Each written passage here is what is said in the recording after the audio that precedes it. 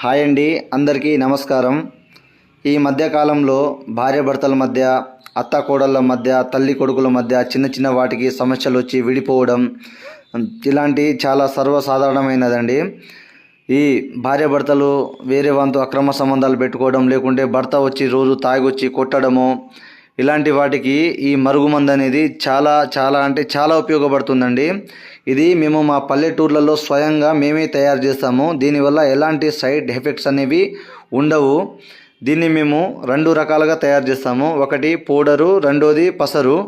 ఈ పౌడర్ అనేది అన్నంలలో కానీ, కర్రీస్లలో కానీ, జ్యూస్లలో కానీ దేంట్లో వేసినా ఎలాంటి మొండి వ్యక్తులైనా మనకు వశమైపోవాల్సిందే. రెండోది పసరు, బట్టలకు, చెప్పులకు, తలకు దేనికి పూసినా మనకు 100% తెలియని వ్యక్తి కూడా మనకు వశమైపోతారు ఈ మందు పెట్టడం వల్ల.